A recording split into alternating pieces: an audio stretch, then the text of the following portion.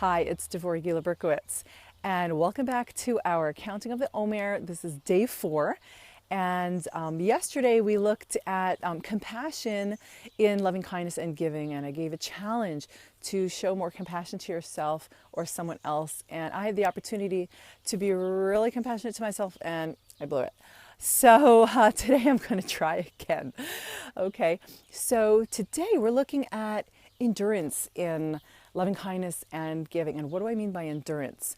So endurance is that sense of commitment that despite the ups and downs of life, sometimes we can feel like we're on an emotional roller coaster, but no, instead, despite the ups and downs of life, we are still enduring in our loving kindness, and we're not relying on our moods to dictate, when it's convenient to show loving kindness. It's something we're striving to do no matter what. And when I say striving, I really mean we're not striving for perfection. We're aiming for progress. Okay? So with that, what are some ways that you can work on endurance in loving kindness? Well, the most simple way to begin is with your self-care.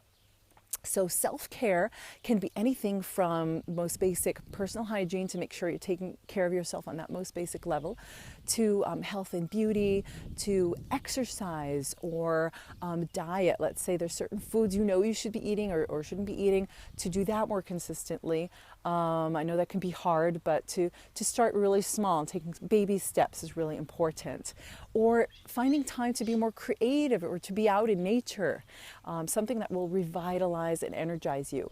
Or it can even be just simple time alone, 10 minutes a day or an hour, as much as you can give yourself, as long as you're doing it consistently.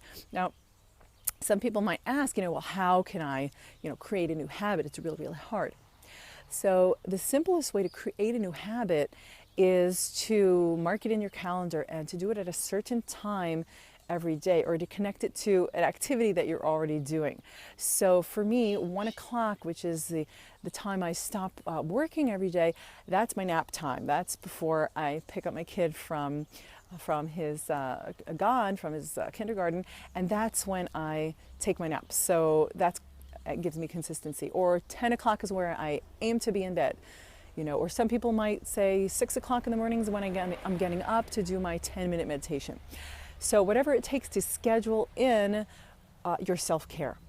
And if you do this on a regular basis, then you're going to develop the endurance in the loving kindness you give yourself, and that will create a spiritual muscle that will naturally flow and expand into your loving kindness to others. Okay? So I hope that was helpful. As always, I'm interested in your feedback. If you have questions on this or comments to make, I'd love to hear from you. And until the next video, I bless you with transformation.